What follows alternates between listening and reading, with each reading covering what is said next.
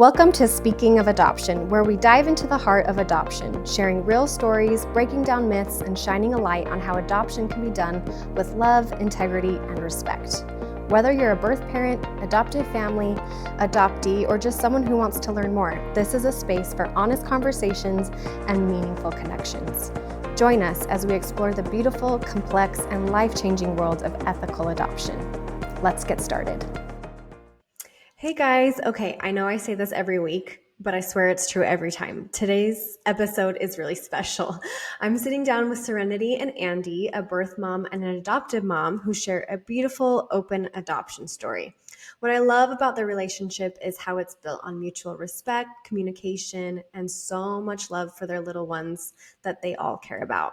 In our conversation, they open up about how their connection started, what it looked like to navigate openness together, and how they've both grown through the experience. Their honesty, vulnerability, and teamwork really show what's possible when everyone comes together with the same goal, putting the child first. I can't wait for you guys to hear it. Okay, so let's just start at the beginning. So, Serenity, we'll start with you. If you want to take us back to what was going on in the time of your life when you first found out you were pregnant, and just like walk us through what that was like for you.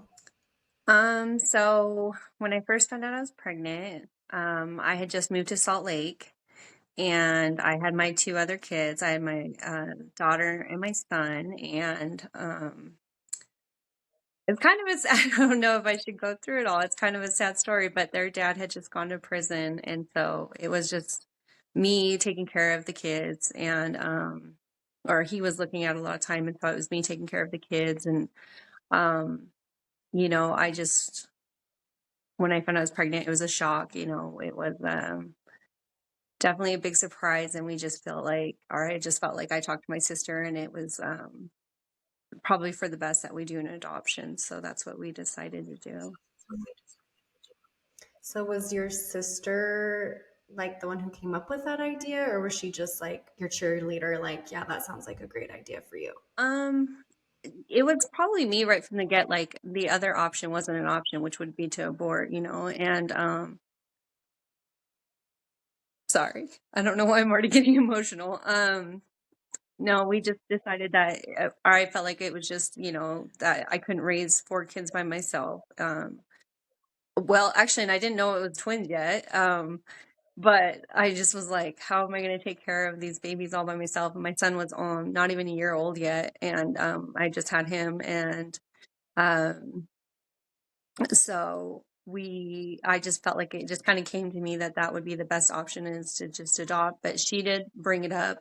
She was like, she was more worried about the logistics of it. Like, how are you gonna do babies with the car seats and shopping and taking care of these kids and everything? And so it was just something that came to me. But also, yeah, she was a cheerleader along the way. So That's so great that you had that support. A lot of people don't yeah. in that position. So that makes me happy that you had your sister there, like rooting for you no matter what choice you made, you know? Mhm. So, how did you find a guardian angel? So originally I actually was going to adopt a couple that wanted babies, but it just didn't work out for them. One of them was a doctor, and she was actually taking over a practice, and it was just bad timing for her. And so I went on to the internet and just kind of looked it up, and I think I found you guys. And actually, I think I had already looked you up and like asked some questions about adoption in the first place, and you guys were really helpful with that. And so I kind of, felt like you were my go-to with it. So Oh, yeah. nice. So when you were like envisioning this process, and like thinking about an adoptive family, like what did you see and what were you hoping for? I definitely wanted an open adoption right from the get. Like, I couldn't imagine just giving the babies up and never seeing them again, or not knowing what had happened to them. And I felt like I wanted to not leave them questioning what their life, or what it was like, why they got left, or why they weren't loved, or anything like that. I wanted them to know that our family was still there for them, and it was just an option that was the best for them so that they could have the best lives that they could, but by still knowing us. And actually, the couple that we were originally going to adopt to, I think, kind of opened my mind to how open of an adoption it could be, because they had fostered some kids, and they were like, they still let them our biological mom and dad into their lives, and like they did sleepovers with the siblings and stuff like that. And I was just like, that's so cool, like that they incorporated the family like that. And I was hoping that for my kids, the ones I already had, like especially my oldest daughter, she was aware of what was going on, and it was, very much, she was involved with like the pregnancy and stuff. And so I wanted her to be able to know that they're still her siblings, and that, you know, nobody was being left behind. How old was she? She was 5 at the time. Yeah. Okay. Oh, Mhm.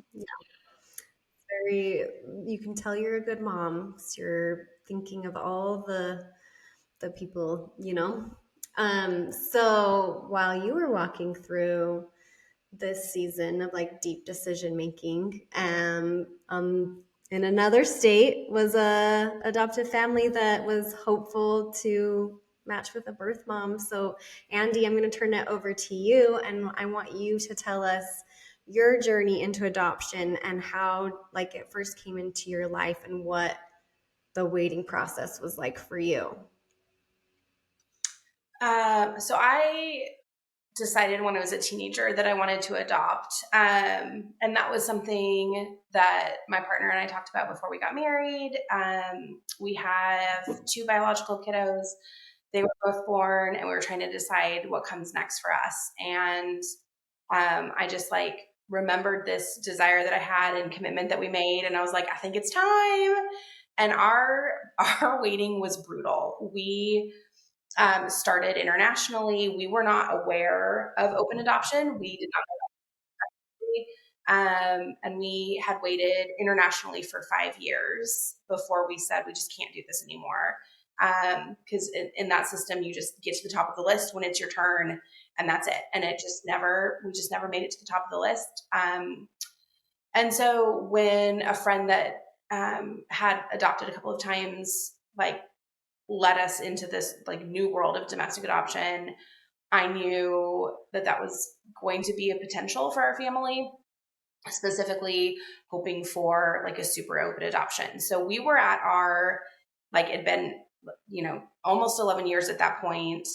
I had always said I was not going to have a licensed driver and a newborn. And so my oldest was turning 15, and we knew that was going to be it for us, that when she turned 15, we were going to just like have to grieve that final dream. So this was in our like last push. We expanded beyond, like we were working with a very small adoption agency, and we expanded to national, and that's how we came in contact with a guardian angel and Serenity. Yeah. So when you were envisioning your adoption playing out, like what kind of relationship were you hoping to have with your birth mom? We wanted as much contact as possible. And so much so that we had social workers around, like along the way, tell us we've never seen a birth mom that wants as much contact as you're like offering. Yeah. And so I knew, I was like, hey, that is true. And the ball is totally in her court. But we just thought it was as healthy of a situation as possible to let our kid and turned out kids have as much access to their birth family as they wanted. And so we wanted the kind of situation where it was organic and not necessarily structured. We didn't want to just fulfill a contract or a commitment. We wanted to really honor and incorporate and include and like be included in this like kind of like new family that was being created. So we we're told so many times that you should let that dream die. And I'm very thankful that's not what had to happen. Yeah, I am too. I think that's so great. And I think it's important, like, adoption isn't what it used to be. it's not, I mean, it can be if birth moms choose that, because there are still birth Yeah. moms who are like, I can't have open, like that will hurt me too much. But more often than not, they don't want that. And Hmm. like, it's not like it was 20 years ago or even 10 years ago. Like, it's, the openness has changed so much, and we are seeing that that is such a healthy thing for everyone involved. So I think that's awesome. So let's talk about how your stories kind of came together. So Serenity, what do you remember about the first, like, seeing Andie and Jeremy's profile? Actually, I remember I saw it and I started crying right away. I don't know why. I'm emotional, but I just knew in my heart, like as soon as I saw it and like looked through the booklet that they had given us, that they were the family that was going to have the girls, and I just felt like it was right. I was. It's a weird experience to explain, but it's like you're happy and you feel connected, and at the same time, you're like, it's still a letting go of. So it was sad and it was exciting at the same time to know that there was somebody else that was I was connected with. So Yes, I think a lot and most birth moms can connect with you on that. That it is like, it's almost like nice closure to like have that family picked out, but it's also like kind of opens a different kind of wound too. Like, it's both things, and it's a lot of, feelings. But so I remember reaching out to Andie and Jeremy and telling them that you wanted to connect with them, and I think do a phone call, right? So what was that first conversation like for both of you? Maybe you start, Andie. Um, I so I going into this whole process, like when we first started, we met with our social worker, and she was like, "Hey, one of the things that like is a factor a lot of times in international adoption is multiples, and so would you be open to multiples?" And so, in the like very first early years of our adoption process, we're like, "Wow, that would be really incredible to like raise twins." And we specifically prayed for baby girl twins because we like already had girls, and adoption is a wild card, and so I was like, I know how to parent girls. And so when I saw the referral, baby girl twins, there's like this part of me that was like, oh, I know where I know things. And so meeting Serenity and like having already like read what she had written, and just seeing like her kindness and her humor, and her desire to like put all of us at ease, and just how articulate and intelligent, and like intentional she was. That first meeting, I was like, I feel like I also just made a friend. Um, and so we were super nervous. And Serenity's sister was there, and she asked some good questions. And I just thought, wow, this is somebody who's making a very careful, very informed decision, and I really respected that. Yeah, so we chatted really easily. I feel like we got into deep stuff pretty quickly, and there was just like a sense of like ease that I didn't expect, and was really glad that we found. Yeah. Okay, and then what about you, Serenity? um yeah, I remember, I don't distinctly remember the conversations on the phone. I do remember first meeting Andie and Jeremy, and that was um it was reassuring to see them. Like I told Andie, again, it was big emotions that hit me right away. Like I wanted to wall up. I wanted to just kind of like shut down because that's what I'd kind of been doing. And she was so bubbly and happy and loving and like kind, and just made it so easy to like fall into line with them, and see that they were genuine about the adoption, and that they were there because they cared and they loved, they already had a love for my kids, the babies that I was, that were in my stomach, regardless of what was happening. Like they were just so kind about it. And so that was definitely reassuring and helpful. And yeah, it was good. Yeah. So how soon after you guys talked did you guys meet in person? Did you guys didn't meet at the hospital, right? You met before that. No, no. Serenity was on the fence about the distance. And so we had spoken a few times. Like our first meeting was a Zoom. We had some phone conversations. And the reoccurring theme was like, you guys are just so far away, and I don't know how to do an open adoption. And I was like, could we just come see you then?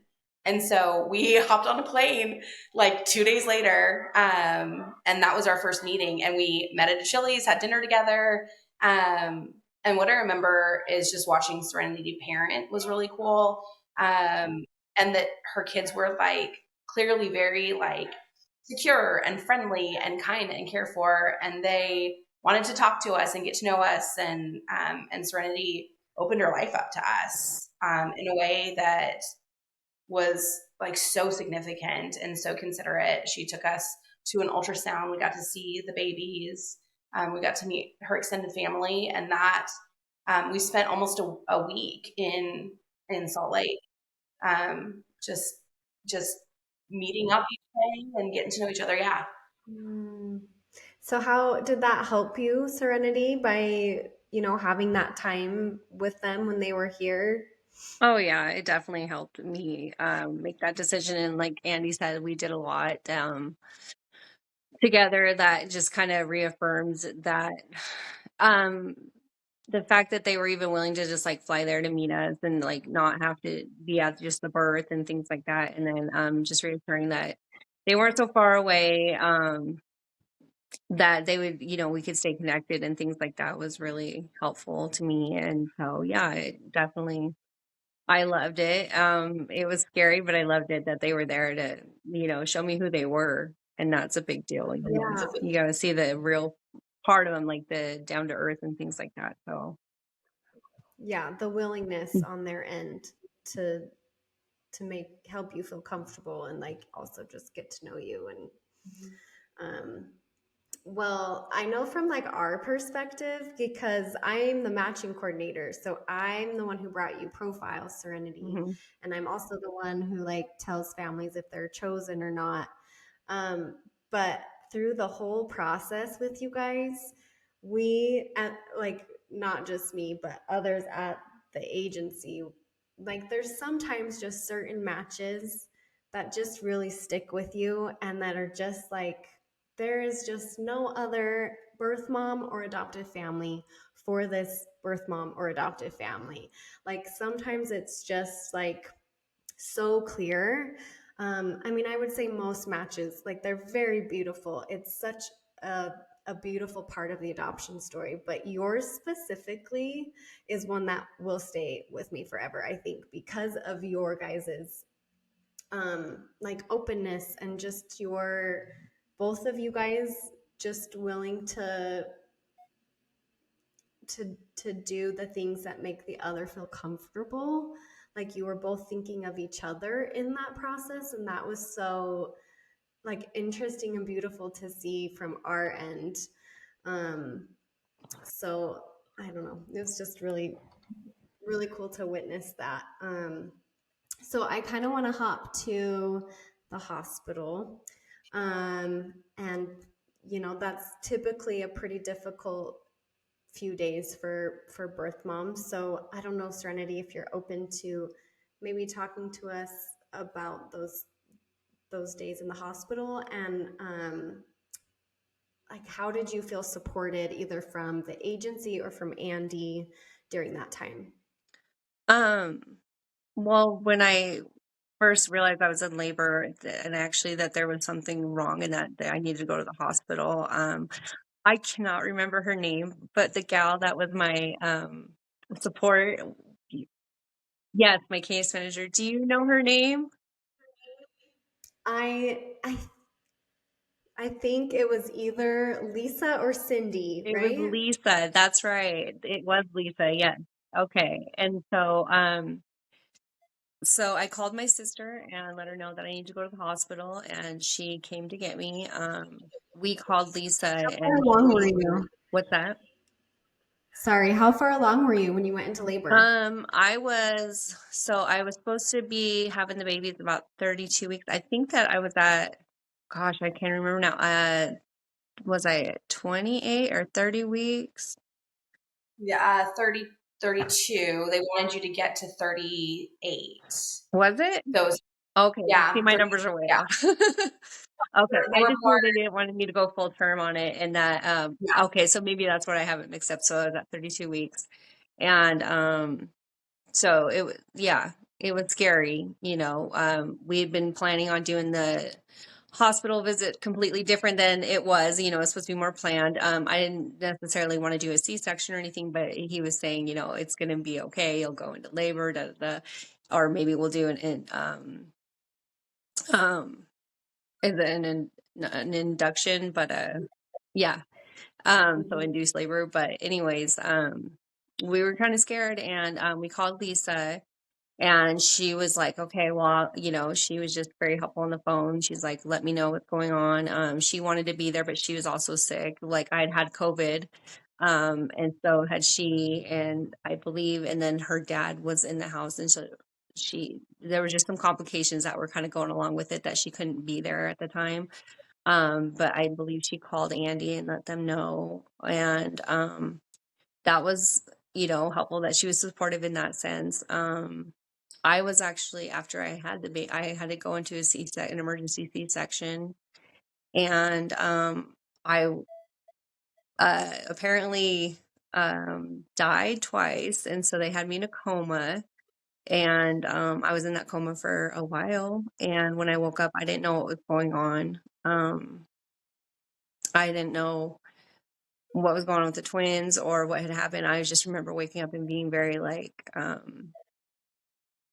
kind of, I don't know. It just like everything felt like I was in shock, and I was very upset that the situation hadn't happened how we wanted it to, with me being able to give birth to the twins and see them and kind of have my time with them, and then pass them on to Andie and kind of like have um that moment with them. And so when I woke up, I was just like, I didn't know what was going on, and everybody told. Then I finally got some information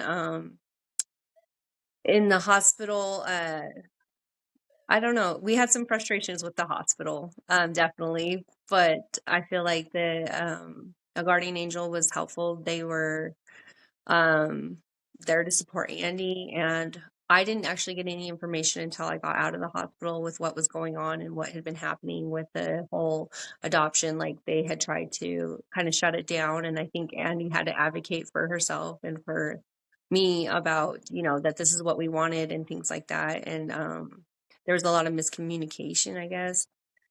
So I'm sorry if I'm making this too long, but you No, you're know, great.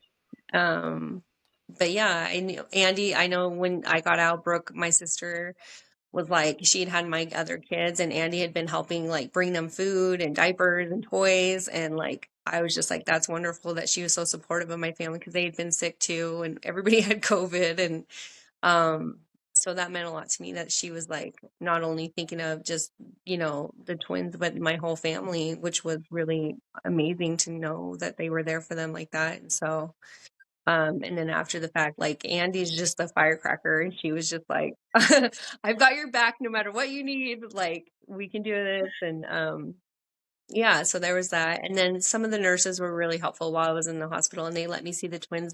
The Evers, I believe, was born with COVID, right? And They, so and they were in NICU. they were really, I mean, one tested positive, one didn't, but their bodies both responded like they had COVID. Right. So So they were in yeah. NICU, and they were premature, and they didn't, wouldn't let me see them, but they did show me like the video of them and things like that. And so that was helpful in the hospital too, that I got to see them like that. So it was kind of reassuring. Yeah. Oh my gosh, that's also so traumatic. Mhm. Um, so Andie, what do you remember from your perspective of the hospital? And Yeah. So we got a call and had asked from a guardian angel asking if we'd heard from Serenity, and I said no. And then we were told that she had the babies, and she hadn't been in contact with anybody apart from the original, I'm in labor call. And so I said, what does this mean? And what do we do? And we were told, well, it probably means that she is going to parent and you still need to be here. And I was like, okay. So we packed up really quickly, got on the road. It was a 9-hour drive for us. And we got a call from Brooke, her sister, about an hour later asking if we were on our way. And she filled us in. And again, it was nobody was getting any information. Nobody knew if the twins were okay. The hospital only wanted to tell Serenity's parents information, and they weren't really in contact. Is that because, sorry to interrupt you, that's because she was like in a coma right after she had delivered? Yes. Yeah. Right? Oh my gosh. Yeah. Even though Brooke was her next of kin and she had lived with her for a while, the hospital wouldn't give her any information. Yeah, it was rugged. So then we got a call from the hospital telling us not to come, that we had no, quote unquote, claim on these babies. And we won't let you in to see her. You're essentially nothing to them. And so not waste your time. And so I just said, listen, somebody that we have built a relationship with and love very deeply is fighting for our life. And if you think that we're not going to come, you're insane. You can't tell me to not come to Utah. You cannot let me in your hospital. But you can't tell me not to come. And so, so it was 5 days where we were getting little glimpses. During that time, Jordan, their birth dad, had waived his rights and said, this was our plan. We want to make sure that this plan continues.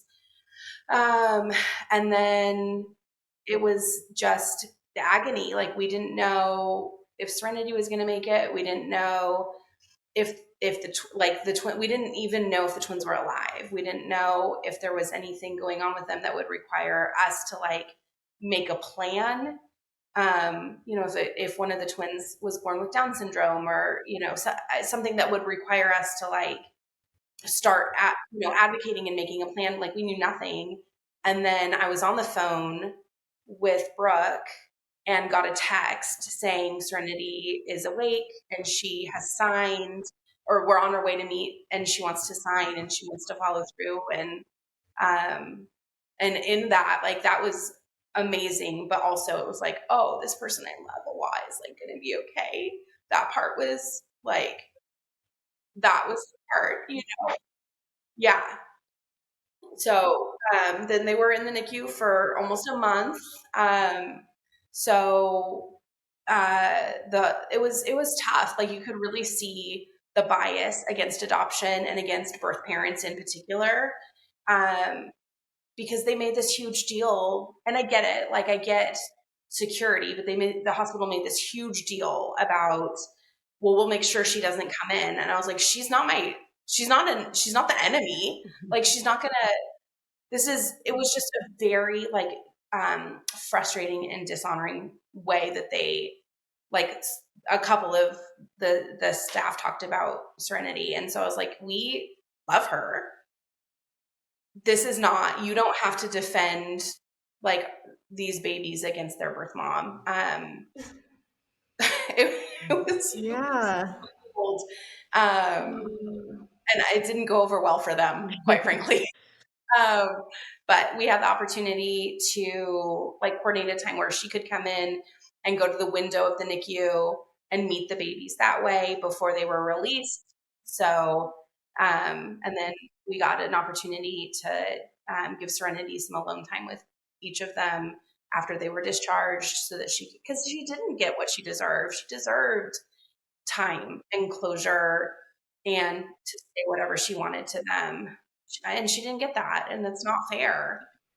Yeah. So after that, was the hospital better at giving her access to them? No, the hospital.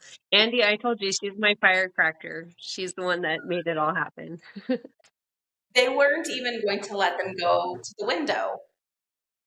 They let them go to this window to meet our other two kiddos. And I was like, she's not a security risk. She's not a health risk.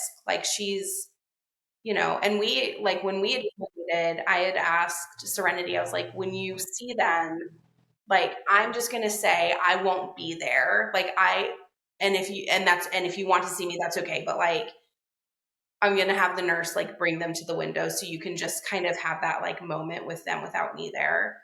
And they thought I was, yeah, I don't know. They thought it was too extreme. It was just a really, really That strange is so experience. interesting. The part about the hospital not giving us information or you, Andy, information is not surprising Yeah. because that's like typical hospital protocol. Like they there's HIPAA. Like you can't just give people other people's medical information. You know, like you can't just call up the hospital and be like, did this person deliver their babies? They're like, we can't tell you that Right. until there's like a legal signed consent. Mm-hmm. So that part, like, it's very frustrating, but not surprising. Yeah. But them not letting you go see them, like, what was the reason there? You know, so the additional wrinkle in that is we became legal guardians along with a guardian angel. And the hospital, with those signed documents, still would not let us in. That's when the lawyer that we had retained through the recommendation by a guardian angel had to file, and the judge had to issue an injunction that said, you're holding parents from babies.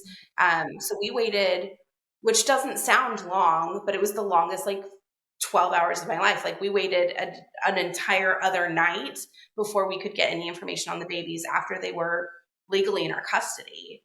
Um, and really, it was strange because it felt like the hospital was trying to prevent, and Serenity, if this is not your experience and I'm misquoting you, let me know. But it seemed like they were trying to stop Serenity from following through. But then once she did, they kind of turned on her. Yeah, just not adoption friendly at Yeah. all. Yeah, it was a strange experience. Like I said, I just woke up out of the coma and I didn't really know what would have happened. I didn't know any of the story. And then I was in, you know, just kind of like in pain, and they gave me some papers. I didn't know what it was at first. Like they didn't explain anything to me, and that was frustrating. Like they weren't like, these are the adoption papers, and it turns out they weren't the adoption papers. And then I think they gave Andy some, or you guys, some misinformation, said I didn't want to adopt at one point or something, and I that wasn't true. I never said that. You know, it was just like I didn't have any idea what was going on or how it was working.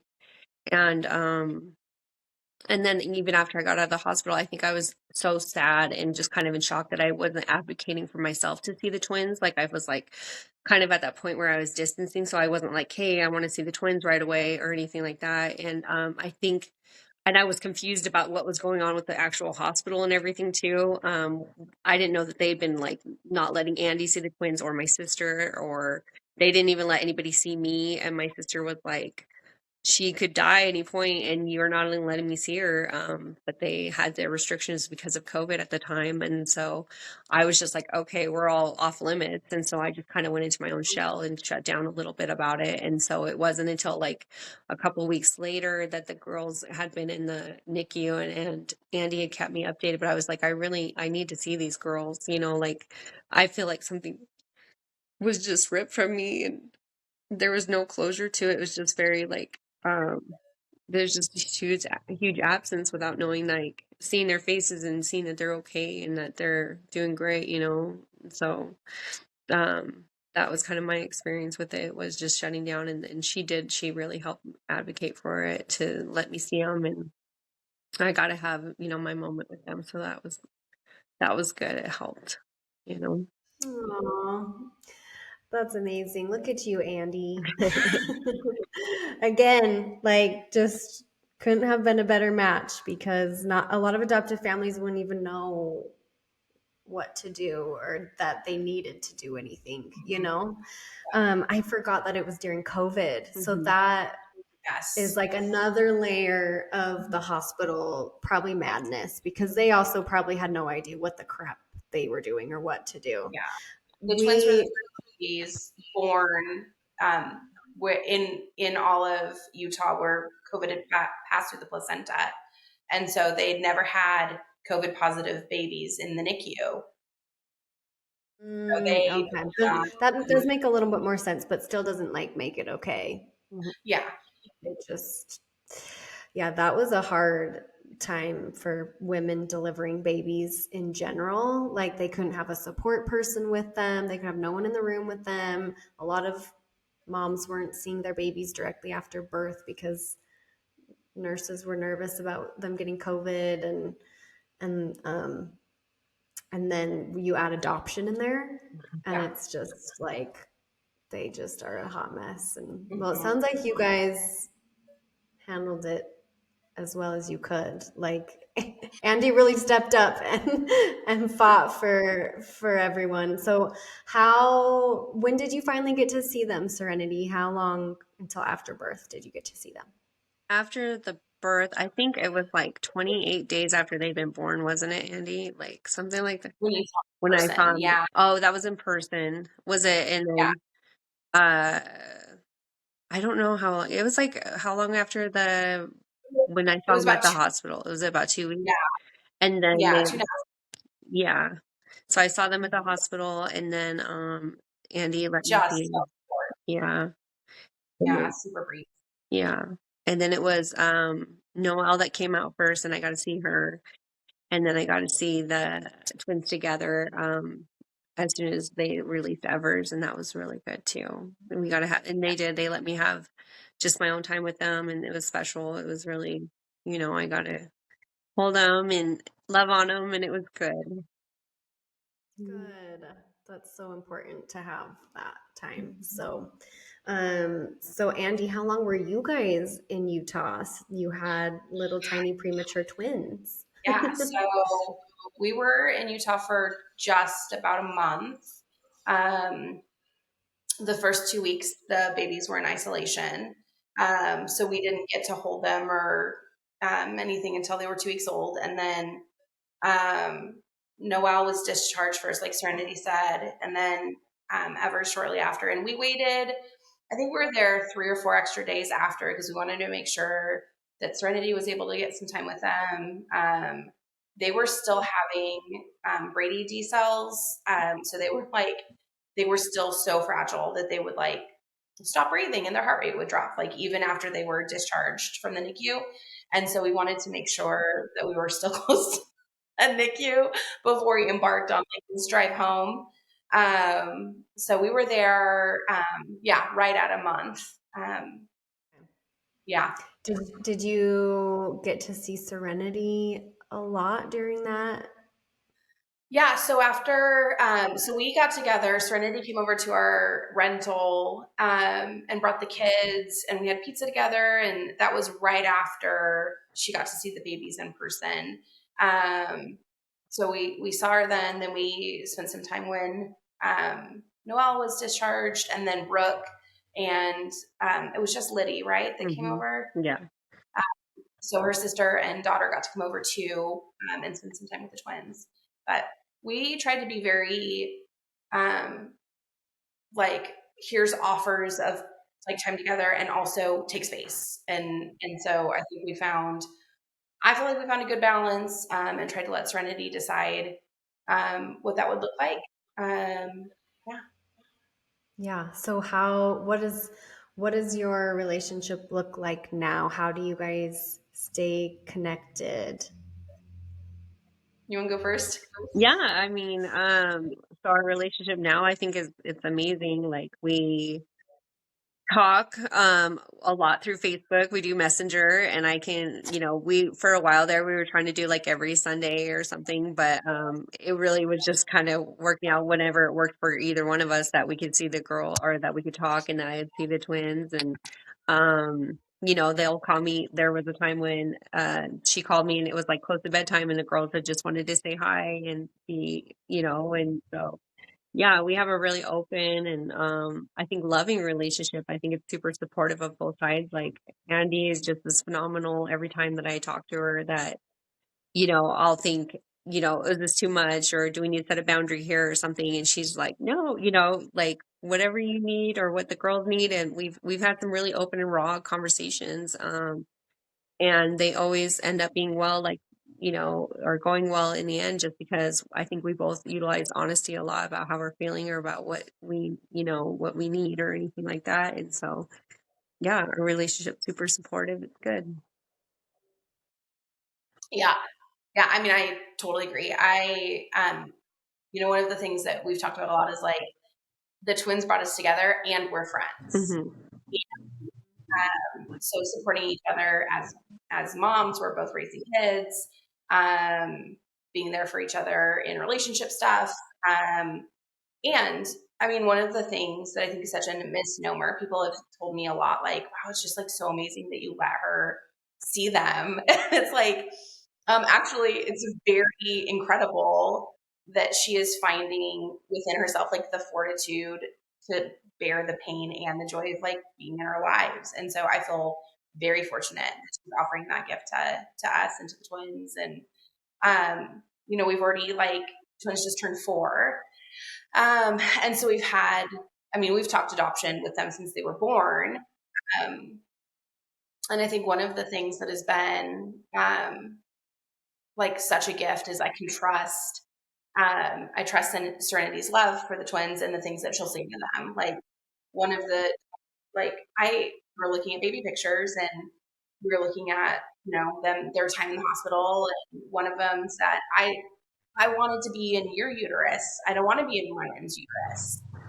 That I want to be like Megan, which are my older 2. And I said, yeah, that's super hard. Let's talk to Serenity. Let's talk to Ren and see what Ren has to say about that. And I know it's hard to feel different. And so we called Serenity, and Serenity's like, hey, like God built a new family because you were in my tummy. And so it's like, I can not only like trust Serenity, I can rely on her to navigate these things together. And wow. Whew. Yeah, I feel so thankful. Just to have somebody who understands like this deep and like primal love and to share that love that we have for the girls. Yeah, that is amazing. Like, and how beautiful to give that to the twins.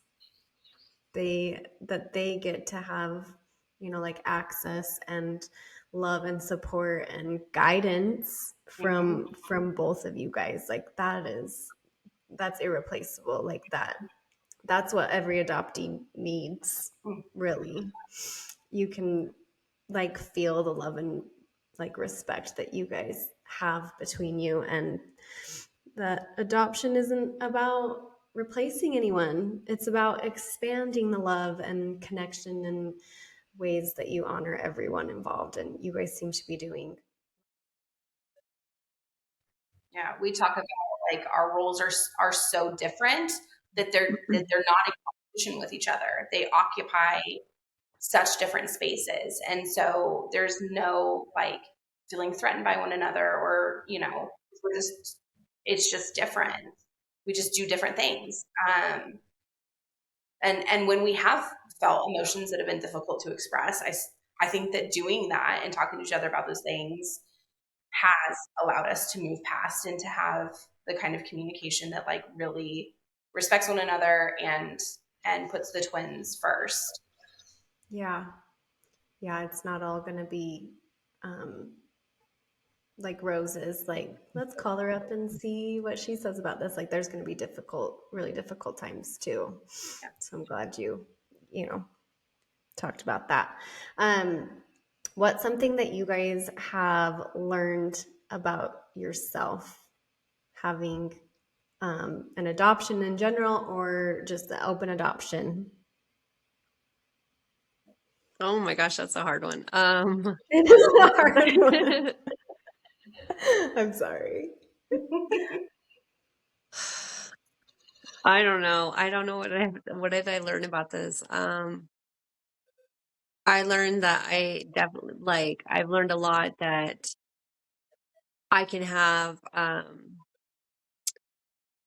2 different feelings, 2 different thoughts, 2 different ideas about something. And Andie has taught me that both can be true. Just because I'm sad doesn't mean I'm happy or can't be happy, or just because there's so many examples that I've had during this whole situation, or the whole experience, not situation, experience of, you know, just knowing that you can hold true to yourself and like what your feelings are, and also be, uh, um, happy and joyful that there's something that is, I don't feel like adoption's ever just going to be an easy peasy road for somebody, you know, for both parties involved. Like, I'm sure that Andy's had her feelings of like, you know, how things are, if like with being the adoptive mom, and where I'm like the biological mom. We both have those feelings of like, actually, that's not true. Andy has told me, like, she's like, I never felt like they were mine. And, she never felt a feeling of possessiveness, but, so she's just above and beyond in that regard. But I guess for me, I learned that, it is what I wanted it to be in the end, is that, that our families are united and that they're combined and they're, honored in both senses. And the girls have the best of both worlds. They have everything they're going to need emotionally and for support and stability in their lives, which I couldn't give them. But they also still get to be a part of our love and our tradition and our lives. So, I don't know if that hits the point of, or the question of what you're asking, but something I learned is that I can hold true to two emotions that I'm feeling, one of loss and one of, also gratitude, you know. Yeah, no, that's beautiful. Thank you for sharing that. Mhm. I think for me, I've learned that the hope that I had for adoption and the way I hoped that I would think about our kids' birth parents is like deeply true, to the point where, in hindsight, um, and like in just like still like ongoing conversations, I get very frustrated with this idea that an adoptive family is like rescuing in any sort of way, because Serenity has taught me so much, and brings wisdom and like really good perspective. I just feel like it's such a loss when adoption is portrayed as some sort of like superior option, especially when you're giving the birth mom something, or you're giving the kid something, and really you're just like, in its best and purest form, you're just making like a family that looks unique and different. And I hoped I would feel that way. Like, I went in hoping that I would not feel possessive of the twins, and I went in hoping that um, that I would believe all the things that I like wanted. And it has made me like a more like loving and expansive person. Like, looking at, I mean, even when the formula crisis, the shortage happened when the twins were little and they were on like specialty formula, we couldn't get enough of what they needed. And we still were like, we're going to leave at least one can, if not two, on the shelf, so that it just taught me to like love other people's children more expansively. Um, because we blurred the lines of like our family and your family in a way that I think I needed to learn, and made me like a more loving person. Amen. Like, you couldn't be a more loving person, first of all, Andy. You already came that way, but that is so sweet. So, as a wrap up, I would love to hear what you would tell others walking a similar path. So, on both ends, Serenity, what you would say to another birth mom who's maybe scared or unsure right now and considering adoption, but afraid of what would come next. I would definitely say just, honor what is in your heart to the best ability that you can. I mean, I told Andy when we were talking about this, I would always suggest, one thing I would maybe suggest is that they try counseling or just talking out with somebody before you adopt out the twins, and not to necessarily sway your decision either way, but it's just like there's so many emotions and feelings that are involved. And I think a lot of us biological moms probably shut down because that's what you do to survive it, not, knowing that you're going to give up your babies. And I think it's just such a primal maternal instinct, is that you just want to keep them and raise them, but in your heart, like, you're doing what's best for them. But processing that with somebody else would be really important, I would say, to strive to do that. And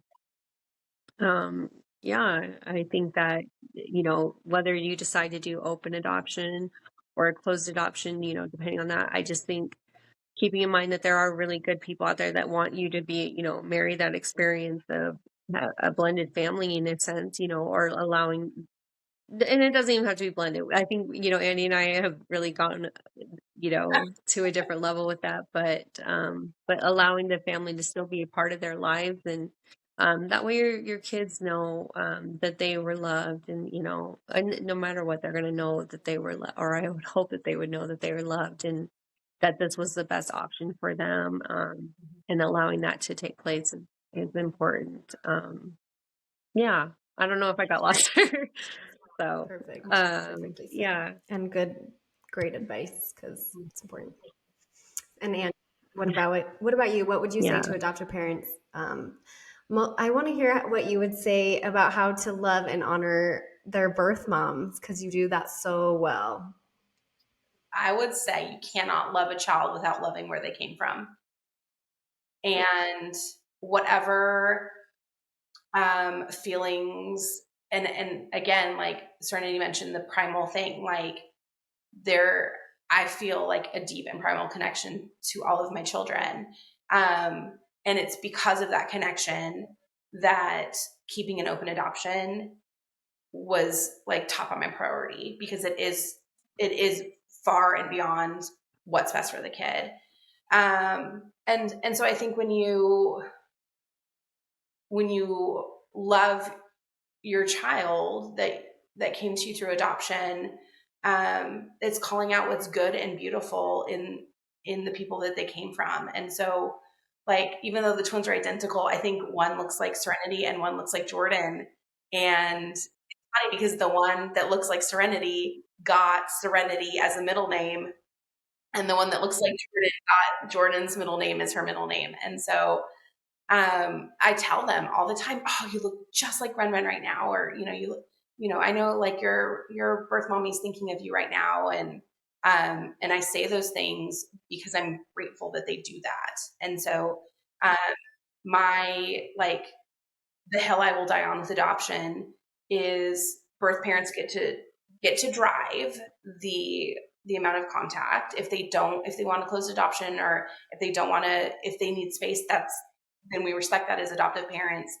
But our job is to always remain open to an open adoption, and to keep the door cracked, and be ready, willing, and excited to receive birth parents into our lives. And Serenity and I have built this over 4.5 years, including the pregnancy.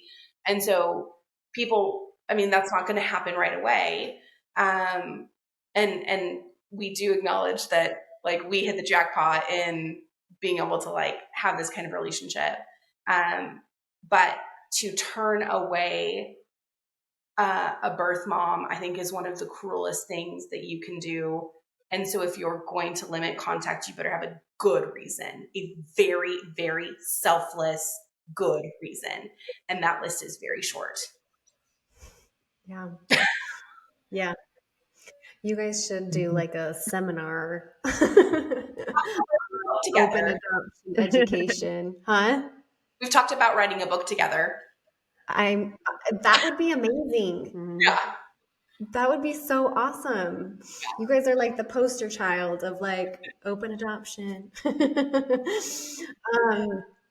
So what do you guys hope that the twins, which we never really clarified, twins this whole time, what do you guys hope that the twins understand about their story and the love that built this family that you guys have created together?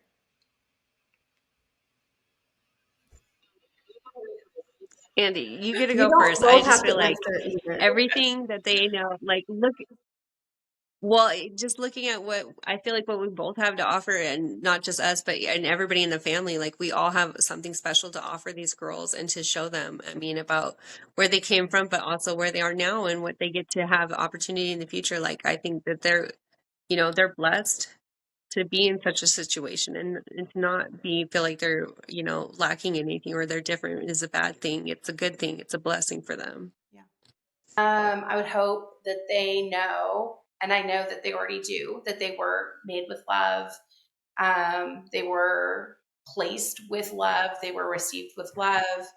And um, what it, as an identity piece, like what it says about them is that they were loved twice as much, doubly. That they were wanted and longed for and created to be good and with goodness, and that they carry with them like the best of their birth parents, the best of us as their adoptive parents, and that like that makes them special. Like it doesn't separate them. It gives them twice as much belonging. Again, like what every adoptee needs to hear, that, these choices and everything that happened in their life was done at the root of love on Serenity's end and on your end. Okay, we're going to lighten things up a little bit. I have 3 questions that I ask every guest on our podcast. So I'm going to have you both answer them. Okay, so first question is, what's something unique about you that not very many people would know? You go first, Andie. I think so. I will just tell you, because people on a video chat don't usually pick this up. I am 5'1", and I'm very, very, very aggressive. And so I think that's my like hidden secret superpower is I come in a small package. But it would not be unwise to fear me. Small but feisty. Yeah. That's a good you in a nutshell. What about you, Serenity? What's something people wouldn't know about you?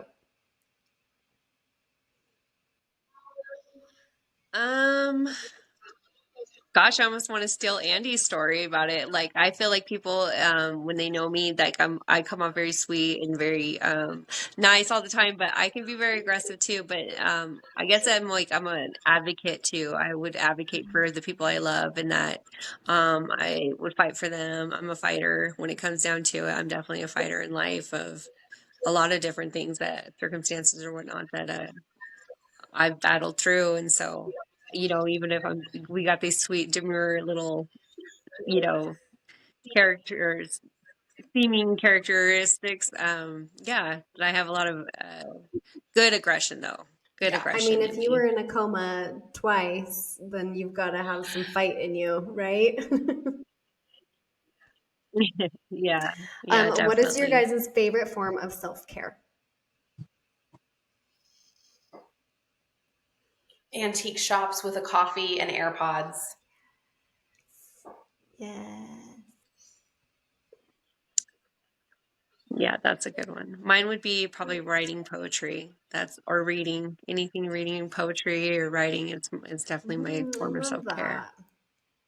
She's super talented, Yeah. incredibly talented. Oh, that's beautiful. Well, send me something. We'll post it on the podcast I will. app. Cool. A little excerpt from Serenity. That'd be awesome. Okay, Okay. and then Yeah. the last one is, what is your favorite comfort show or movie, if you have one? Mine are the old school ones like Willow or Labyrinth. I'm gonna steal that from Andie too, because she's been letting the twins watch that, and that's one of my favorites. Yeah, anything like George Lucas is great, Nice. Yeah. I mean, anything Studio Ghibli, so Totoro, Ponyo, Labyrinth is on there as well. And then my go-to series is Schitt's Creek. Oh, Love a so Schitt's good. Creek day. Yes. I think I Yeah. quote that multiple times a week at least. As one should. As one That should. is the correct. You guys seem like you kind of have similar movie taste, though, because you both. Yeah, that's been fun because then I feel like we can introduce the twins to stuff we both love. Oh, yeah, that's cool. That's cool. Mm-hmm. Well, you guys, thank you so much for being here and sharing your hearts and letting us into your story. It's so important to see that adoption isn't one-sided. It's a relationship and a bond that continues to grow in new and beautiful ways. I'm so thankful for you guys being here and putting up with the technical difficulties at the beginning. So thank you. And to our listeners, thank you for being here. If this story touched you, share it with someone who needs to hear it, because stories like Andie and Serenity's are what help us see the heart behind adoption, the courage, and the lasting love that is needed. So thank you guys. Thanks for joining us today. Adoption is very personal and looks different to each family. We love to hear about your own personal experiences and stories. Please email us your story at info@aguardianangel.com, and your story might be featured in a future episode. If you like what you've heard today, please leave a review and help us spread the word. Speaking of Adoption drops every other Tuesday. Subscribe today so you never miss a single episode. Speaking of Adoption is brought to you by A Guardian Angel Adoptions. If you or someone you know is experiencing unplanned pregnancy and you need to talk or get unbiased advice, our friendly and helpful staff is available to talk 24 hours a day, 7 days a week, even on holidays. We look forward to speaking about adoption with you next week.